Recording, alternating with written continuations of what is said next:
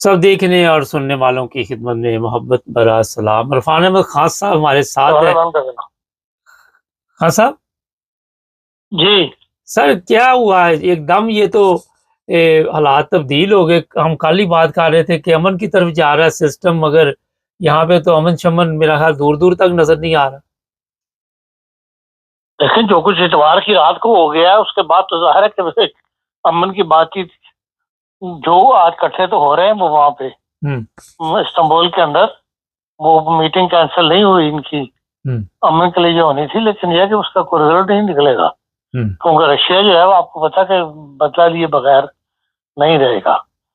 और फिर ये कि इतनी दूर तक जो कहा जा रहा है, जो हवाई अड्डों के ऊपर इन्होंने ड्रोन हमले किए हैं, 117 ड्रोन हमले हुए हैं 4 रीजन के अंदर, 4 एयरपोर्ट्स के ऊपर। और ये सारे रीजन जो है दूर दूर के हैं।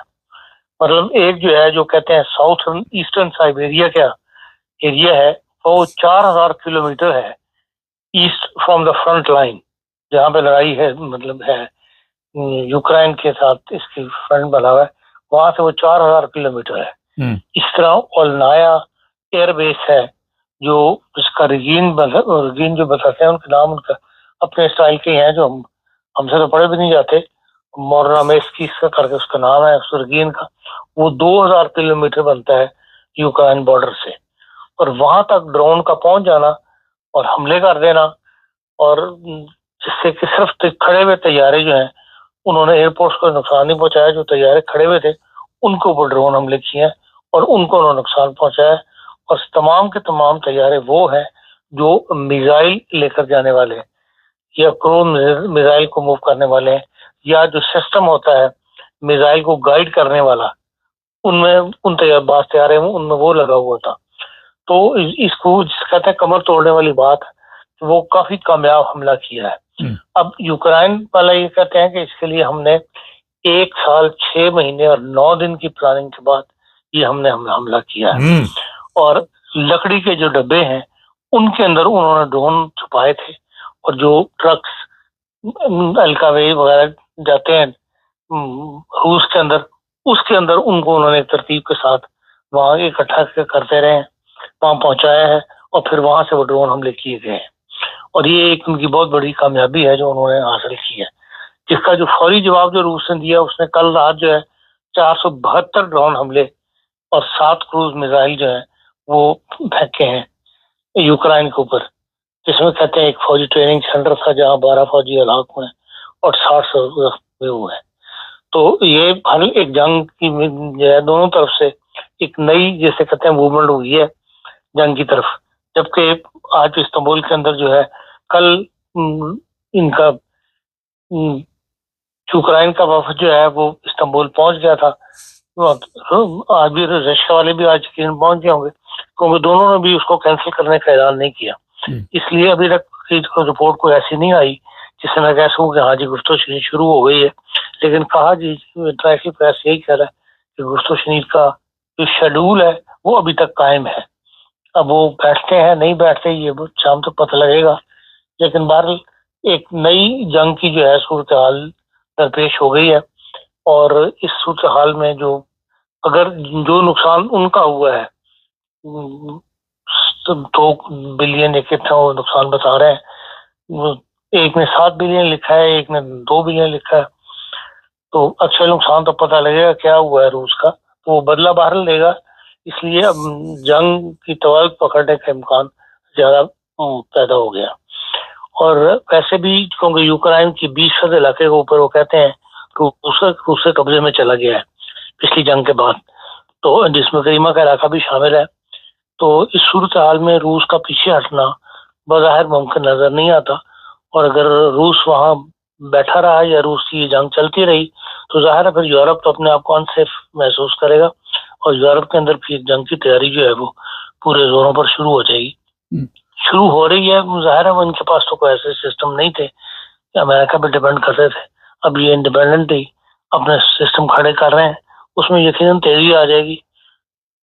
जी हाँ साहब, बार बार जर्मनी के बारे में बताया जा रहा है कि हो सकता है रूस जर्मनी को निशाना बनाए या इंग्लैंड को बनाए। आप देखते हैं कि आने वाले दिनों में कोई ऐसे हालात आने वाले हैं जल्द ही?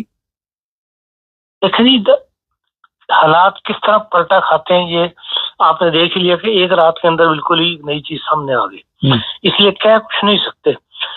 जो भी है रूस के ऊपर सब यही कह रहे हैं, पूरे यूरोप का इस बात के ऊपर इत्तेफाक है कि उस पर एतबार नहीं किया जा सकता कि वो किस वक्त क्या कदम उठा दे हमारे खिलाफ।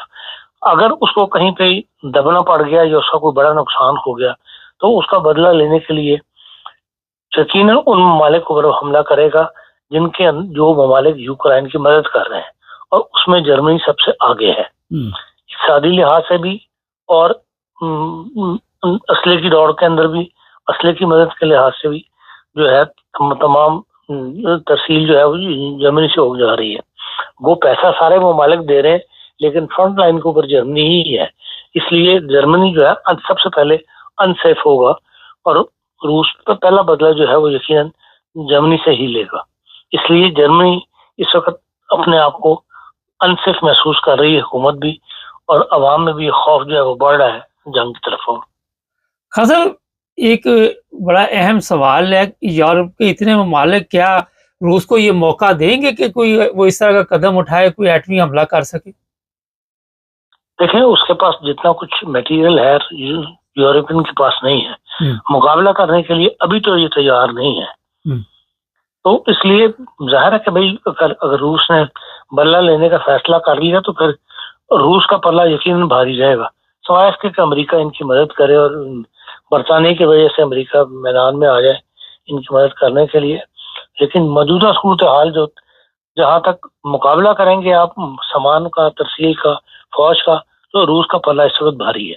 आने वाले दिनों में आप कोई देख रहे हैं कि रूस एटमी हमला करेगा? जिस तरह आप वो धमकियां आप लगा रहा है, बताया जा रहा है जी पुतिन ने साइन भी कर दी है, आप यूक्रेन पे कोई कोई छोटे मोटे एटम गिराएगा। देखिए यूरोप की पहली कोशिश तो ये होगी यूरोपीय ममालिक की जंग ना हो, क्योंकि जब इनके पास तैयारी मुकम्मल नहीं है तो या इन्होंने दूसरों की मदद के साथ लड़ना है तो ये यकीनन चाहेंगे कि जंग ना हो और उसके लिए आखिरी हद तक जाएंगे। इसलिए इनको मुमकिन है कि ट्रंप के साथ मिलकर ये ऐसा रास्ता पैदा कर लें कि ये जंग जो है वो रुक जाए या इसके अंदर जो है वो एटमी जंग वाली सूरत पैदा ना हो। चलें, बहुत शुक्रिया खान साहब जी। ये थे जी इरफान अहमद खान साहब। बात उनकी भी दुरुस्त है कि कोई पता नहीं रातों रात क्या हो जाए, अमन की बात करते करते कहाँ से कहाँ बात पहुंच जाती है। अभी जिस तरह खान साहब ने बताया कि बार बार बर्लिन का नाम लिया जाता है, बर्लिन का नाम लिया जा रहा है कि आने वाले दिनों में जो रूस है वो कोई इस तरह के मिसाइल हमला कर सकता है बर्लिन पे, यानी कि जर्मनी पे, नाम बर्लिन का ही आता है। और ये भी हो सकता है कि 2-3 ममालिक पे इकट्ठा वो हमला करे, और क्या ये इन तमाम ममालिक के साथ अकेला जो है वो लड़ पाएगा? क्योंकि आम मिसाइलों के साथ तो लड़ाई नहीं होगी, फिर एटमी हमले किए जाएंगे। यहाँ तक ये बात सामने आ रही है कि कोई एटमी हमला किया जाएगा इसके ऊपर यूक्रेन पे। मेरा ख्याल अभी थोड़ा वक्त लगेगा, इतनी जल्दी नहीं होगी, लेकिन जंग ये ज़रूर होगी। कब होगी? साल, 2 साल, 6 माह, 3 साल, लेकिन एक दफ़ा जब तक ठंड प्रोग्राम नहीं होगा। ठंड प्रोग्राम होता है जब आप लड़ लुड़ के फिर आराम से बैठ जाते हैं, फिर उसको कहते हैं ठंड प्रोग्राम हो गया। जिस तरह आज का इंडिया पाकिस्तान बैठे तो हैं, मगर फिर दोबारा एक दूसरे के खिलाफ बयानात देते, और अना का भी बड़ा मसला है और जश्न का भी बड़ा मसला है। अभी यूरोप में जो लोग रहते हैं उन्हें भी चाहिए कि अपना बंदोबस्त रखें, किसी वक्त कुछ भी हो सकता है। जिस तरह कल इतना बड़ा काम यूक्रेन ने कर दिया, पता नहीं अंडरग्राउंड क्या चल रहा है, क्या क्या होने वाला है, किसी के इल्म में नहीं। सुबह ही पता चलता है जनाब ये हो गया, जो बच गया, जो ना बचा उसका पता नहीं किधर गया। तो जर्मनी में जो लोग रहते हैं, हम किसी को डराते नहीं, किसी को खौफज़दा नहीं करते, लेकिन हालात जो होते हैं उसके मुताबिक कुछ ना कुछ आप लोगों को बताना पड़ता है। वो भी इस वक्त काफ़ी परेशान है, और जिनसे हमारी बातचीत हुई है वो भी कह रहे हैं कि हो सकता है आने वाले दिनों में कुछ इस तरह के हालात हो जाएं। लेकिन ये अकेला फिर जर्मनी नहीं होगा, जैसे ही किसी यूरोप के मुल्क पे हमला किया जाएगा। फिनलैंड के मतलब भी आपको बताया था, वो भी महफूज नहीं है, वहाँ भी रूस की फ़ौज लगी हुई है। और देखते हैं क्या होता है। चैनल को सब्सक्राइब कर लें ताकि आने वाले दिनों में आपको जो भी अपडेट हो हम देते रहें। जुड़े रहें हमारे।